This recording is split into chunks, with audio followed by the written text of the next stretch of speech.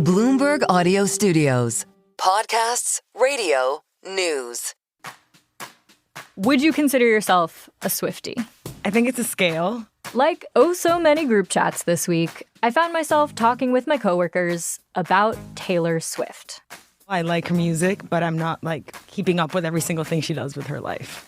That's Bloomberg's personal finance reporter, Francesca Maglione. I am a big fan. And that's Annie Massa, a Bloomberg wealth reporter. I am probably not all the way down the rabbit hole on every single development and every single Easter egg and every single song. But was I singing August in honor of my friend's birthday at a karaoke bar last week? Yes. Taylor Swift and NFL player Travis Kelce announced their engagement on Tuesday. And I wanted to talk to Francesca and Annie because there's one corner of the universe that's been turning their engagement into a money-making event. The people making predictions and financial bets on where their relationship will go next. We had a bet on our team, and people had to give their what they thought was going to happen with them in 2025. And I had said that they were going to break up. So I don't think I was expecting that at all. Did you lose money on that bet? No money was involved. Thankfully. The rise of legal online betting in the US over the last few years has ushered in all kinds of bets, like bets on current events and pop culture, made on prediction markets like Polymarket and Kalshi. So far this year, both of these platforms have had more than $1 billion in trading volume, so they've become more significant as the years go by. Within hours of Taylor and Travis's announcement, gamblers on Kalshi had placed about $80,000 worth of bets on the couple's wedding timeline. And by Thursday, that number had doubled to around $160,000. By Thursday afternoon, the odds of Taylor and Travis getting married by the end of the year hovered at around 7%. I was not placing any bets personally, but I was kind of bearish. So here we are, and very happy for them, obviously. Yeah, bullish now on Travis and Taylor. 100%.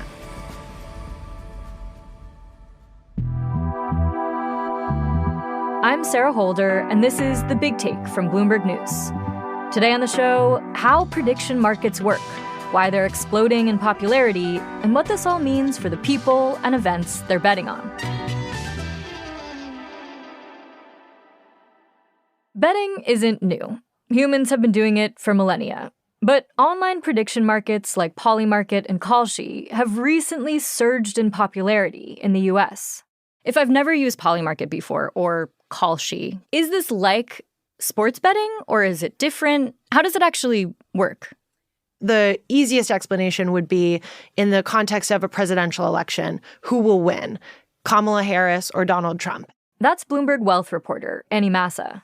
And you can bet on who will win. But now you're able to get odds effectively on all sorts of other different things. So will this event happen in the future? Yes or no? Will Taylor Swift release an album by the end of the year? Yes or no? And the odds of that went up significantly. Yes, exactly. and you can watch in real time as these odds change based on who's placing bets for yes, no, or a range of other different outcomes depending on the type of market it is. Polymarket was founded in 2020, and it's gotten major funding support from Peter Thiel and Ethereum founder Vitalik Buterin. This year alone, its nearly 230,000 monthly users have placed nearly $16 billion of bets on real-world events. Here's Francesca Maglione, Bloomberg's personal finance reporter. It kind of started around the presidential election, and it's kind of shifted just beyond politics and everything in pop culture. When it comes to Taylor Swift in general, I think people were betting on things as, is she going to have a baby this year? When are they going to get engaged? Is the wedding going to happen this year? Anything you could think of, people are betting on. There's a market for that for sure. And what happens when you win and what happens when you lose? How much money is on the line here? These markets have grown in size over time, but a basic example would be you bet a few cents on a yes or no, and the market settles to $1. And so effectively, you've put down a few cents to place the bet based on what the odds are. And if you were correct, then that market settles to $1. This can all happen quickly. You type in your card info or hook up your crypto wallet and put some money on the odds of the Yankees winning tonight, or on Travis and Taylor tying the knot by the end of the year. Depending on what you're wagering on, the market closes when an event ends, like after the last inning in a baseball game. Or it could end at a preset cutoff time. And once the market closes, you either get your payout or you lose. There's been some studies that have said that Americans are taking money out of their brokerage accounts to fund some of these wagers, and in extreme cases, there's losses from gambling that can contribute to auto loan delinquencies and bankruptcies. Is this part of a broader trend of online betting markets gaining popularity, like DraftKings or other websites? Yeah, sports betting we've seen grow in popularity, and it's also interesting just culturally. Now people will go online to check what are the odds of this happening. So it's becoming kind of a cultural phenomenon or a place that people go to gut check anything that they're questioning or thinking about. What is a company like this worth? So actually both Kalshi and Polymarket have been fundraising, and Kalshi's valued at $2 billion now. Polymarket's valued at about $1 billion now. The other thing is the intersection of the types of investors in these companies. You have an intersection of Silicon Valley and some more traditional Wall Street kind of firms. So Susquehanna, which is not maybe well known on Main Street, but very well known big Wall Street trading firm, is a big backer of Kalshi. Kalshi's other investors have included Citadel Securities and Paradigm. So again, like a mix of both the more Silicon Valley side of things and the Wall Street side of things. And Founders Fund is a big backer of Polymarket. And some other notable backers, like Donald Trump Jr. Donald Trump Jr. has been taking on advisory roles at a whole bunch of different companies. That's included cryptocurrency realm, it's included firearms, all kinds of different companies. But he now has a pretty strong foothold in both major prediction markets in the US. In January, he became an advisor to Kalshi and just became an advisor to Polymarket. And he is a partner at this firm called 1789 Capital, which invested in Polymarket. Why is he so interested in this company? He said when he took the role at Kalshi that prediction markets allowed him and his family, when they were watching the returns for the 2024 election at Mar-a-Lago, to kind of have a better finger on the pulse of what was actually going to happen versus polls. Another thing that advocates of prediction markets say is that they're usually more accurate than polls, which you can debate, but that's what advocates say. And so he took the approach that, Kalshi helped my family understand what was really going on. It's also very possible that he sees a lucrative business opportunity in advising both of these companies. Who's to say? And so what's really happened is in the past year, and especially under the Trump administration, you've seen a more lax regulatory approach to policing some of these prediction markets, which have been very controversial over time. Controversial not only because of that murky regulatory landscape, but because of the real-world implications of betting on real-world events. You can look at it two ways. If you are an advocate for prediction markets, you might say, well, this is providing some kind of valuable information or wisdom of the crowds on anything that will happen next, even if a situation is tragic. If you're a detractor, you might say, well, you can come up with all kinds of twisted markets or sick markets on things. And is that really a good idea to start putting that out for people to win money on? Yeah, it's a really thorny ethical question. Yeah. Prediction markets' rocky road to regulation and how they're influencing the way we think about and experience current events, that's after the break.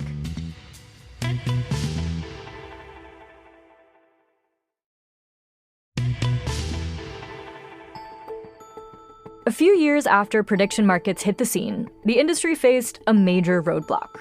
People were flocking to sites like Polymarket and Kalshi, but the platforms were operating in a regulatory gray area. And Bloomberg reporter Annie Massa says they drew the attention of the Commodity Futures Trading Commission, or the CFTC. It's a federal agency that regulates the derivatives market, which, unlike traditional gambling, is not regulated by the states.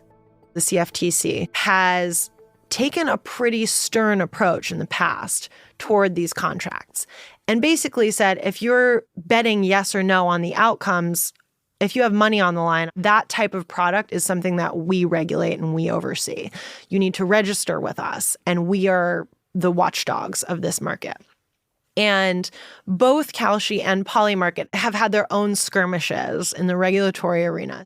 The CFTC first targeted Kalshi back in 2023. The regulator claimed that the political betting the platform facilitated was illegal and ordered them to stop operating. But Kalshi sued, and after a federal court battle, the CFTC dropped its appeal in May of this year. But the tension for Polymarket had to do with two separate inquiries. There was a DOJ probe, which resulted in this big FBI raid on the CEO's penthouse in Soho last year. And there was a separate inquiry from the CFTC. The CFTC fined them over $1 million, saying, you're allowing customers to bet on outcomes and trade contracts that are basically something that we should be regulating. You need to register with us. In 2022, the U.S. banned Polymarket outright. That meant U.S.-based users weren't allowed to place bets on the site. Polymarket was almost in exile in some ways, just for the U.S.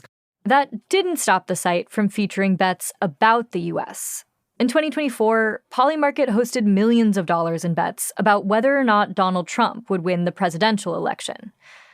Spoiler alert, he won, just as Polymarket users had predicted. I remember that with the presidential election, that it was kind of like an informal poll that actually ended up being more accurate. Yeah, I have a friend that anytime something's going on, she just goes on Kalshi and is like, yeah, no, we don't have to worry about this. The odds were low, or whatever the case might be. Then, in July of this year, the U.S. government and Polymarket found a way to move forward. The U.S. shut down the two federal probes opened under the Biden administration, and Polymarket bought a derivatives exchange and clearinghouse called QCX, which gave them stronger legal standing to operate in the U.S. You both mentioned how influential Polymarket and Kalshi's predictions have grown. As a cultural force, a political force, where do you see that influence going next? I think in the future, many people will turn to them to kind of gut check events or presidential races. They become really helpful to kind of see how people online are feeling. Like, will Lisa Cook actually be removed would be an example. There are some controversial ones. Earlier in the year, when there were wildfires in Los Angeles, Polymarket had a market on the trajectory of the wildfires, which people found pretty untoward. So it can go all over the place. It's not just in the realm of politics or even pop culture. You can put odds on a lot of different things now. Yeah, that's disturbing, people betting on something that could destroy people's livelihoods or their lives. But I guess that once you open that door, anything can go on the platform. But Francesca says she's also looking at how the demographics of people using these platforms could shift over time, and how that could influence the outcomes of certain bets. Right now, mostly men are users. Maybe we see more women go on there and it become more popular, because I do think that it's pretty like the online bro, crypto bro environment right now. But maybe moving forward, it'll become more mainstream and maybe more accurate in that way as well. What are the implications of the platform having a certain kind of bettor or a certain kind of user? How might that impact the kinds of predictions it will spit out, and how might that have an impact on real life? There were these markets on throwing things onto the court at WNBA games. And the critique there is you're almost encouraging certain behaviors by posting these certain markets. Yeah, there's some people that are worried that it might influence real life events, because some people could say it's biased. And so that's dangerous in the sense that one opinion is getting kind of an advantage over another as more people kind of turn to Kalshi or Polymarket, like I said, to gut check things. And if you're gut checking against kind of a biased opinion, then that might influence real life events or the way that people think about races or things like that. Yeah. Well, and that's famously one of the impacts of political polls, right? If you see your candidate leading in the polls, maybe you're less likely to vote or more likely to switch candidates, or there are impacts of seeing where the wisdom of the crowd is pointing you. Yeah, and people want to win. And so if you think that an outcome is going to go a certain way because you saw it on Kalshi, then maybe that will make you go that way as well. Well, we've got to hope that Taylor was not influenced to get engaged by Polymarket. I'm sure there's more love there. I hope.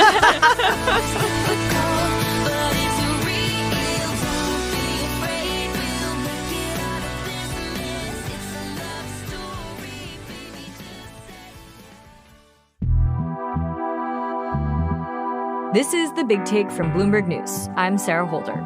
To get more from The Big Take and unlimited access to all of Bloomberg.com, subscribe today at Bloomberg.com/podcast offer. If you like this episode, make sure to follow and review The Big Take wherever you listen to podcasts. It helps people find the show. Thanks for listening. We'll be back tomorrow.